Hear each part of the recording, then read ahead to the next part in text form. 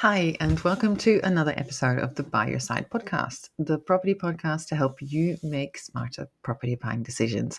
My name is Michelle May, and I am the principal of the Michelle May Buyers Agency here in Sydney. We are buyers advocates, and it is our job to uncover the best possible property for our clients' budgets. Sometimes I do things a little bit outside the box, and recently I was invited to partake in a debating show called The Jury on Sky News. The question that I had to, or the premise that I had to defend was whether gender quotas are good for business. And having come from Europe, where gender quotas have been in place over 20 years and to very, very positive results across the board, not just on ROI, but just work culture. Better diversity, inclusion. It's better for women and men across the board. I, of course, was very happy to, step in there and argue for the affirmative. Yes, gender quotas are good for business. And much to my surprise, but I shouldn't have been shocked looking at the jury who was presiding over the voting, which was very much lacking in diversity and very much over the age of 50, and very much of one particular demographic and color. Unfortunately, the jury decided that no, I had it wrong, and gender quotas are definitely not good for business. Who would have thought? But when I did that show, it got me to thinking about the choice that people make to choose to stick with a certain belief, even though the facts and figures are pointing completely the other way. And so this is a very long roundabout way for me to ask you that question when it comes to your property journey. Are you choosing to stay willfully ignorant because it doesn't suit your beliefs? So think about this. When you start your property journey, it's a bit like, when you tell people you want to have children. I don't know if you're familiar with this, but everyone will have an idea of what you should and shouldn't be doing. Same when you come to buying a property, everyone and their dog will have an opinion and will have a horror story and will have a success story, and will give you advice that you've never asked for. Um, and quite often it is based on one or two transactions that they had maybe in the mid 80s. So not a lot of facts and knowledge there actually, but just a lot of opinionated, uh, you know, noise in your ear. And of course, you may be doing that to yourself as well. You may be reading and finding articles to support your argument that the market is overheated and it's going to come crashing down in the next couple of months by 30%. And that will give you the property of your dreams that you are hanging on, clinging on to with, all your might, and waiting for that to happen. Now, the truth is that as long as you dig deep enough, you'll find an article somewhere on the World Wide Web that will support your conviction that you are right. But truthfully, you are probably going to end up without ever owning a property if that continues that way.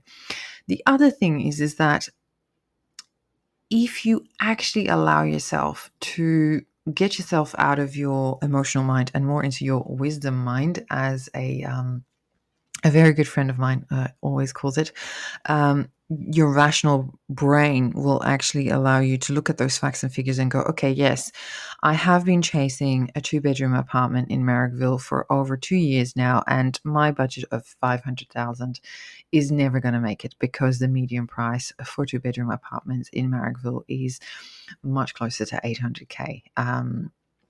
For example. So you would have saved yourself 2 years of heartache and pain, 2 years of that gap between your budget and the market getting wider and wider and wider. And so facts will help you, the numbers will help you minimize your time out of the market and will really, as we say in Dutch, put your nose on the facts.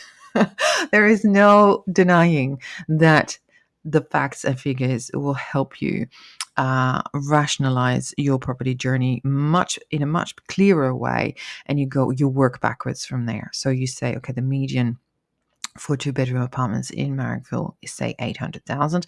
Now, don't quote me on this because I'm just picking a number for argument's sake. You are looking for a two-bedroom apartment, but just your budget is 650. Clearly, you're not going to get that. So, what are you willing to compromise on? Is it location?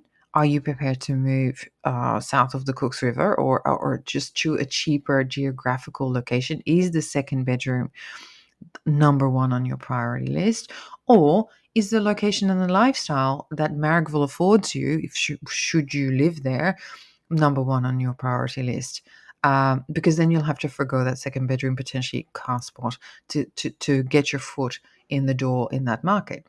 So, because let me tell you one thing, and this is another tough lesson for a lot of people to learn, is that the market is the market. The market doesn't care about your feelings. It doesn't care about your opinions, and even less so about what the neighbor's butcher's grandma opinion is. Okay. So you either meet the market and you purchase, or you hang on to those beliefs and you don't.